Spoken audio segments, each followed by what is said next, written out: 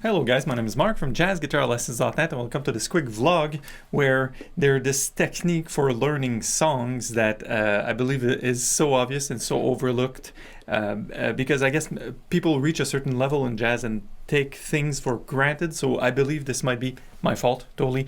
There's something I take for granted while I personally learn and perform songs in a jazz style or even bebop heads, and I do it and I seldom teach it, so here we go. I think it's really important that you guys learn the melodies to song by referring back to the scale degrees. And we'll do an example. We'll pick a Parker song and we'll do a great example on this just now.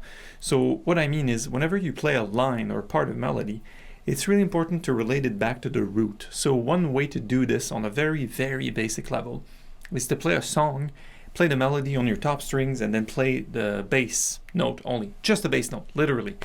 And just to go, oh, that's interesting, that note is a whole note and it's the ninth of F major, so something like that. You don't even play the chord in between. So on a basic level, that's a really interesting and important analysis to do when you are learning songs. Now, I wanted to bring up Ornithology, the famous Charlie Parker song, which goes something like this, right?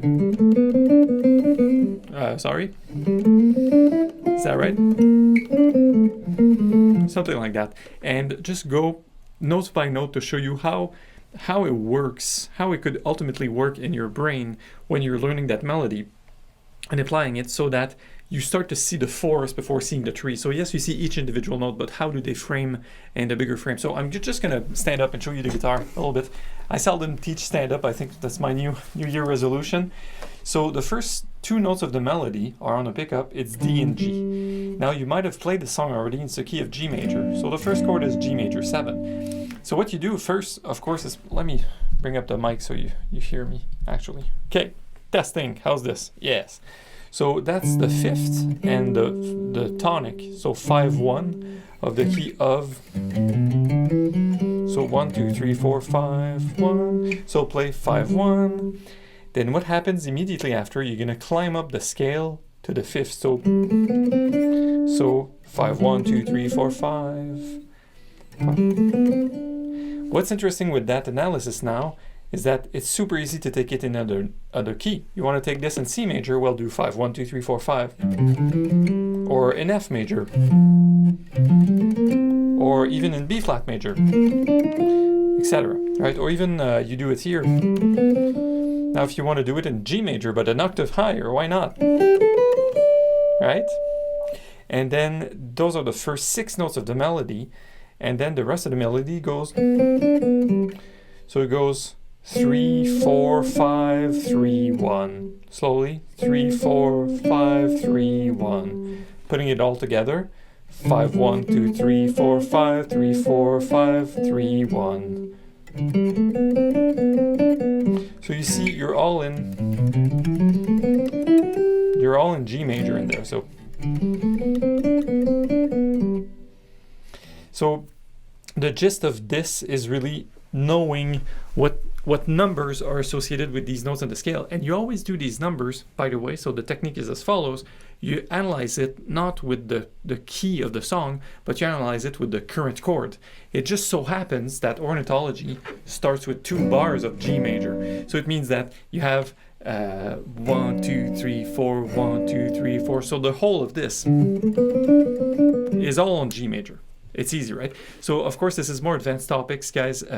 I'm just going to extend an invitation to you if that's interesting to you, but you'd really like to get deeper in improv, in learning bop the proper way, in learning to comp and use swinging rhythms and syncopation. Feel free to book a call with me. I'll have something here or over here where you can book a free call. We'll get together and I can really map out a custom plan to see how we can take your playing to the next level. I do this with I call them my accelerator students, and people are making strides. So book a free call. The URL is nextlevel.jazzguitarlessons.net. Nextlevel.jazzguitarlessons.net. No commitment, absolutely free, and we can at least see where you're at with this stuff and other stuff, and then see what the plan is to take it somewhere else. All right. Now let's continue with the melody. Now you know we've ascended the G major scale. So 5-1, so we went up to the 5th, and then 3, 4, 5. What happens after? The chord becomes G minor. So we basically do the same but in minor. So we do 5, 1, 2, 3, 4, 5. So we have a minor third instead of a major third. So first pass, second pass, and then we keep climbing. 6, 7, 5, 1, 2, 3, 4, 5, 6, 7. Let's try this a bit faster. 1, 2, 3, 4. And then immediately after you get 1, 2, 3, the flat 3 again. So you see, you've just learned 4 bars of a Parker song, and all you need to know is basically G major and then G minor. Yes, it's G Dorian. It is G Dorian. So basically you take G major and you put a B flat and you make the F sharp an F natural. That's the key of G Dorian, aka the 2 minor of the key of F major. So it is the second mode of the key of F major. So just to recap, here are the first 4 bars. 1, 2, 3, 4. 2, 3, 4. Isn't that cool? And then what if you proceed to the rest of the song in the same fashion? You know the song, right? So go. So what's that? Now we're going in a pickup. As we hit this note, now we're in the key of F major. So what's that? This is 6, 5, 6, 5, 3, 6, 5, 3, then 1. So immediately you have your F major triad, pretty obvious, right? And then so you go ba-da. So you go on your 1 and you surround your third. So that's your third. You surround it by this note and that note and that note. So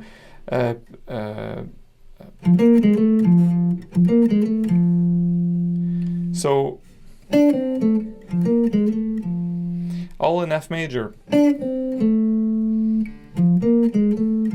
So you see how by keeping your third, oh, that's a third, that's a fifth, that's a tonic, by keeping it in line, all the melody notes sort of fall into place. And then what we have so far, we have 6 bars. So let me start this from the beginning, not too fast. 1, 2, 3, 4. 4.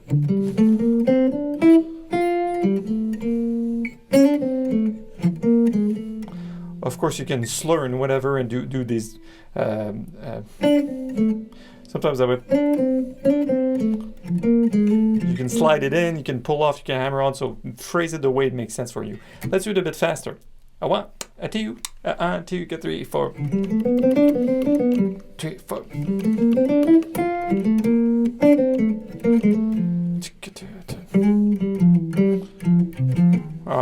Sorry, I'm BSing, so I don't remember the rest, unfortunately. Another higher.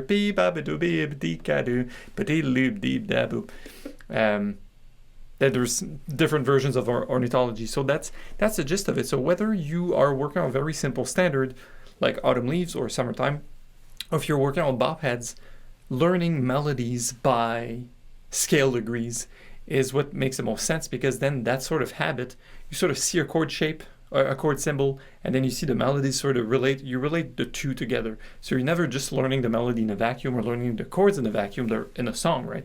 And then when you get to improvising, as you look at this and look at the melody and look at the chords, you're like, oh, you sort of get in the habit of translating what you're doing in relative scale degrees. So you can improvise on that and go, oh, look at that, I'm within the G major scale, I just went up to the 7. Right, and then I went down to this, and then right. So it's a very neat way to learn, and actually, I wouldn't be surprised if most jazz musicians have that sort of on-off switch. When they're on, they know what's happening. Of course, they're listening to the drummer, they're listening to that scale degree, which scale degree are on. They're listening to this and that, but that's part of the vocabulary, is to know all the different scale degrees that are available on a single chord. On that note, I will let you go. I could sit here for hours and talk about this. So it's a fascinating topic. Once again, if you'd like to get on a call with me so we can we can map out a custom plan for your playing to work on this and much, much, much more. It's totally free of charge. Head over to nextlevel.jazzguitarlessons.net, nextlevel.jazzguitarlessons.net. Then you'll just put a time in my schedule, and we'll meet on Zoom. And other than that, I will see you soon on this YouTube channel. Please like and subscribe. And I will see you soon on the website, jazzguitarlessons.net. Improve your jazz guitar playing with a real teacher. Take care. Thank you. Bye.